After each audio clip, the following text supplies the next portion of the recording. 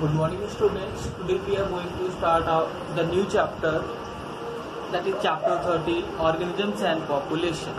Okay. So before starting the organism and population, we should know about our environment and ecosystem. First of all, environment.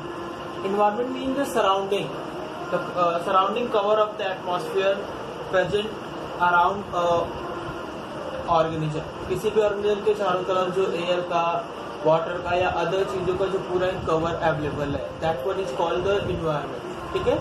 और population यानी कि वहाँ का living organism, जो भी वहाँ पे माइक्रोब है, कोई अदर एनिमल है, कोई प्लांट है या फिर कोई फंगस है, something whatever the living organism, either it is microbe, that is a microscopic or a macroscopic animal, whatever it is present is a part of living organism. ठीक है.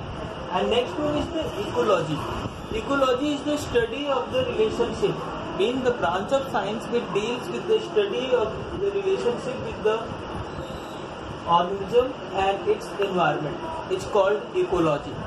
ठीक है.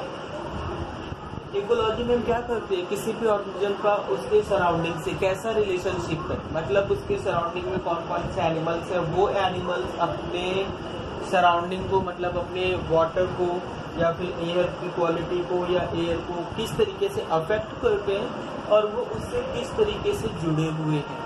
ये सारी चीजें हमारा क्या है, उसकी स्टडी करना हमारा इकोलॉजी का पार्ट है.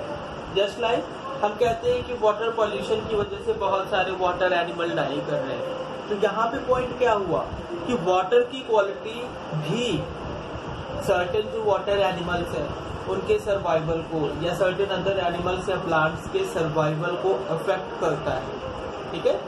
जैसे हमने कहा कि वाटर पॉल्यूट होते ही फिशेस की डेथ होने लगी, तो वाटर पॉल्यूट होने का क्या मतलब है कि वाटर में जब पॉल्यूशन बढ़ा, हार्मफुल सब्सटेंसेस बढ़े, इन दैट केस वहाँ पे जो फिशेस थे वो सर्टेन रीजन से, जैसे लेड का ज्यादा अमाउंट हुआ या फिर पॉल्यूशन लेवल बढ़ने से बीओडी बढ़ गई, मतलब ऑक्सीजन लेवल डिक्रीज कर गई, या फिर सीओडी बढ़ गई, यानी कि केमिकल्स की वजह से ऑक्सीजन लेवल जो है कि डिक्रीज कर गया, और उन एनिमल्स की क्या हो गई, वाटर एनिमल्स यानी कि फिशेस की डेथ हो गई. सिमिलरली अगर वाटर बहुत ज्यादा प्योरीफाइड है बट उसमें कोई भी मिनरल्स या अदर चीजें नहीं है, फूड नहीं अवेलेबल है, तो भी वहाँ पे लिविंग ऑर्गेनिजम्स की डेथ हो सकती है. ठीक. तो किसी भी ऑर्गेनिज्म का उसके इन्वायरमेंट से कैसा रिलेशनशिप है, उस पूरे की स्टडी हमारा क्या है, इकोलॉजी है. उस पूरे की स्टडी क्या कही जाती है, इकोलॉजी कही जाती है. ठीक है.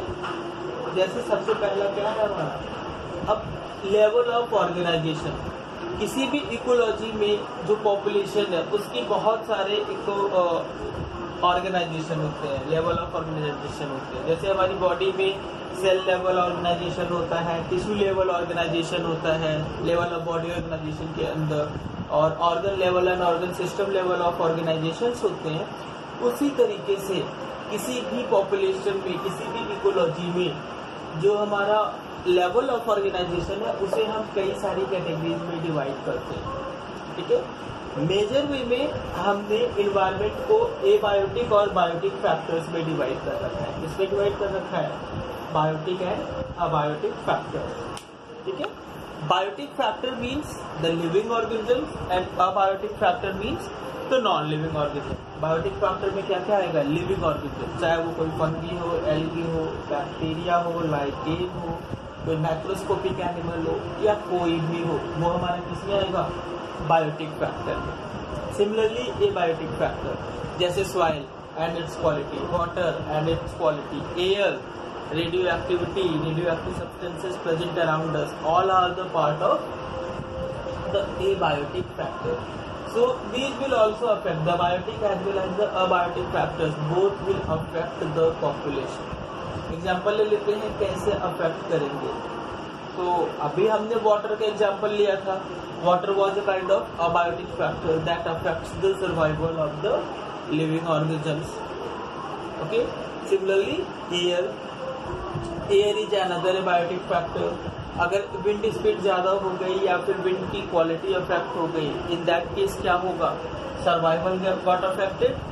तो वहां पे क्या है, सर्वाइवल के लिए कौन रिस्पॉन्सिबल हो रहा है? पॉपुलेशन की ग्रोथ के लिए, पॉपुलेशन की साइज की ग्रोथ के लिए, या पॉपुलेशन के इंक्रीज डिक्रीज करने के लिए, या फिर एज इट इज रहने के लिए क्या रिस्पॉन्सिबल हुआ? एयर की क्वालिटी हो। सिमिलरली सॉइल हैबिटेट एनिमल्स के लिए या सॉइल जो है कि प्लांट्स के लिए बहुत इंपॉर्टेंट ये फैक्टर है। We know that when soil is going to be more acidic, in that case वहाँ पे हमें क्या है, सॉइल की क्वालिटी अफेक्ट होने की वजह से हमें तुरंत ही क्या होगा, हमारा रिजल्ट अफेक्टेड हो जाएगा। मतलब हमारा सॉइल की क्वालिटी अगर एसिडिक है तो सर्टेन प्लांट वहाँ पे हम ग्रो नहीं कर सकते। सिमिलरली अगर सॉइल की क्वालिटी ज़्यादा बेसिक हो गई तो भी हम उससे ज़्यादा डेवलप नहीं कर सकते, प्लांट वहाँ पे ग्रो नहीं होगा। इसी तरीके से बहुत सारे प्लांट है जो कि पर्टिकुलर टाइप ऑफ सॉइल में ग्रो करते हैं, या प्लांट्स की प्रेजेंस वहाँ पर किसी स्पेसिफिक इन्वायरमेंटल कंडीशन को शो करती है। जैसे कि पाइनस या अदर प्लांट्स है, ये कुछ स्पेसिफिक टाइप की सॉइल में ग्रो करते हैं। लाइकेन कहीं पे ग्रो कर रहा है तो वहाँ पे मीन्स कि वहाँ जो है क्या कहा जाता है, कोई भी टाइप ऑफ पॉल्यूशन नहीं है, स्पेशली सल्फर डाइऑक्साइड का पॉल्यूशन नहीं है। सिमिलरली कहीं पे लाइकेन पहले तो ग्रो था, लेकिन अब जो है लाइकेन का अमाउंट धीरे धीरे डिक्लाइन कर रहा है। डिक्लाइन करना मतलब रिड्यूस करना, means the lichen plants are going to be die. In that case क्या है, वहाँ पे सल्फर डाइऑक्साइड का जो पॉल्यूशन है वो इंक्रीज कर रहा है। सल्फर डाइऑक्साइड का पॉल्यूशन क्या कर रहा है, इंक्रीज कर रहा है। तो अब यहाँ पर उस सॉइल में या उस प्लेस पे लाइकेन्स की या सर्टिव किसी स्पेसिफिक टाइप ऑफ प्लांट की प्रेजेंस या एब्सेंस भी हमें क्या है, इकोलॉजी के बारे में एक नॉलेज दे रही है। यहाँ का जो पर्टिकुलर प्लेस है वो सल्फर डाइऑक्साइड पॉल्यूशन फ्री है या सल्फर डाइऑक्साइड से ज़्यादा पॉल्यूटेड है।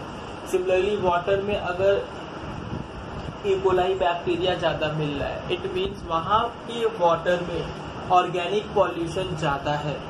केमिकल पॉल्यूशन के कंपेयर में क्या ज़्यादा है, फिर ऑर्गेनिक पॉल्यूशन ज़्यादा है। तो ये हमारे कुछ मेजर बायोटिक और एबायोटिक फैक्टर है। अब हम लेवल ऑफ ऑर्गेनाइजेशन की तरफ फिर से रिटर्न आते हैं। लेवल ऑफ ऑर्गेनाइजेशन में सबसे पहला है ऑर्गेनिज्म लेवल। सबसे पहला क्या है, individual organism level. Individual organism का मतलब है हर स्पीसीज का हर एक मेंबर क्या है, एक लेवल ऑफ ऑर्गेनाइजेशन का एक फर्स्ट पार्ट है। जैसे हर एक सेल किसी भी लिविंग ऑर्गेनिज्म की बेसिक स्ट्रक्चरल यूनिट होती है, वैसे ही किसी भी इकोलॉजी का, किसी भी इकोसिस्टम का जो ईच एंड एवरी इंडिविजुअल है वो अपनी इम्पोर्टेंस रखता है। ठीक है, तो अगर वहाँ पे इंडिविजुअल लेवल पे ऑर्गेनाइजेशन हो रहा है, लेवल ऑफ ऑर्गेनाइजेशन जो है मतलब हर एक each and every individual of the each species is important, तो वो क्या हो गया, ऑर्गेनिज्म लेवल का हो गया। ठीक है, दूसरा है population. Population is the group of organisms, यानी कि इंडिविजुअल्स का एक ग्रुप होता है जो कि वहाँ पे क्या करता है, पूरे इकोसिस्टम को या इकोलॉजी को कंट्रोल करता है। तो वो हमारा क्या हो गया, पॉपुलेशन लेवल हो गया। जैसे ह्यूमन पॉपुलेशन, ह्यूमन पॉपुलेशन कहीं भी प्रेजेंट हो वो अपने सराउंडिंग को अफेक्ट करती ही है, उसे कंट्रोल करती ही है। कि कहीं पे टाइगर्स की पॉपुलेशन है या फिर डियर्स की पॉपुलेशन है, किसी भी एनिमल की मोर देन वन स्पीसीज जो कि वहाँ का इकोलॉजी को कंट्रोल कर रहा है, तो वो क्या हो गया, पॉपुलेशन लेवल का हो गया। ठीक है, पॉपुलेशन भी बेसिकली सेम स्पीसीज की होती है।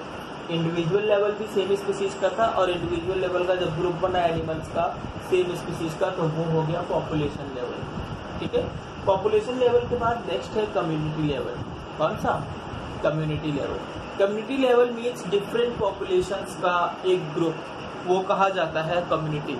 ठीक है, डिफरेंट पॉपुलेशंस का क्या है, एक ग्रुप है। जैसे किसी जगह पे लॉयन का पॉपुलेशन है वो भी कंट्रोल कर रहा है, और डियर का पॉपुलेशन है, लेपर्ड का पॉपुलेशन है, माइक्रोब्स का भी पॉपुलेशन है। ठीक है, बहुत सारे जो पॉपुलेशंस के लेवल है, बहुत सारे जो एनिमल्स का एक ग्रुप है जो पॉपुलेशन क्रिएट कर रहा है, और ढेर सारे पॉपुलेशंस जब मिलते हैं तो वो एक कम्युनिटी बनाता है। ठीक है, सो कम्युनिटी क्या है, a group of different population जो कंबाइन होकर के एक स्ट्रक्चर बनाता है जिसे हम कम्युनिटी कहते हैं। सिमिलरली डिफरेंट कम्युनिटीज जो है कि जब कंटेन होती हैं प्लांट एनिमल सारी कम्युनिटीज, तो वो वहाँ का बायोम बनाती है। क्या बनाती है, बायोम, बायोम मीन्स पूरी इकोलॉजी का मास, बायोमास, लिविंग ऑर्गेनिज्म का टोटल जो मास है वो वहाँ का बायोम कहा जाता है। ठीक है, जैसे कि डिफरेंट एनिमल्स का जो वेट निकला, जो मास निकला, उन सभी को हम सम कर देंगे तो वो हमारा क्या होगा, बायोमास होगा। ठीक है, तो किसी भी जगह का जो बायोमास है, बायोम है, वो क्या है, इकोलॉजी का सबसे की फैक्टर है और सबसे बेसिक फैक्टर क्या है, ऑर्गेनिज्म है। ठीक है, अब ये जो बायोम है ये अलग अलग टाइप से है, जैसे ट्रॉपिकल रेन फॉरेस्ट है, डेसिडुअल रेन फॉरेस्ट है, डेजर्ट रेन फॉरेस्ट है और सी कॉस्ट बायोम है। ठीक है, अलग अलग टाइप का पूरा क्या है, बायोम से अलग अलग जगहों पे अलग अलग तरीके से इनका डिस्ट्रीब्यूशन है, जिसके बारे में हम आगे पढ़ेंगे। ठीक है भाई, ट्रॉपिकल रेन फॉरेस्ट बायोम, जो रेन फॉरेस्ट का पूरा जो एक मास है वो हमारा ट्रॉपिकल रेन फॉरेस्ट का बायोम हो जाता है। सिमिलरली डेसिडुअस रेन फॉरेस्ट यानी कि ऐसी फॉरेस्ट जिनका डेसिडुअस टाइप का नेचर होता है। Then desert biome, desert area का, डेजर्ट का जो इकोलॉजी है वहाँ का जो बायोम है वो हमारा क्या है, डेजर्ट बायोम का पार्ट है। And then sea coast biome यानी कि सी एरिया के या कोस्टल एरियाज के आसपास जो अंडर द वाटर, ओशियन के अंदर जो बायोम है वो भी इस तरीके से इकोलॉजी का फॉर्मेशन करता है, वो हमारा पूरा का पूरा क्या हो जाएगा, इकोसिस्टम का बायोम हो जाएगा। ठीक है, so today we had discussed about the ecology and the level of organization of biotic factor in an ecosystem या in an ecology. In next class we will further discuss upon the major biotic and abiotic factor. जैसे आपने देखा होगा कुछ animal winter sleep में चले जाते हैं, सिमिलरली कुछ एनिमल समर स्लीप में जाते हैं, तो उन्हें क्या क्या कहा जाता है, we will study about that. Thank you.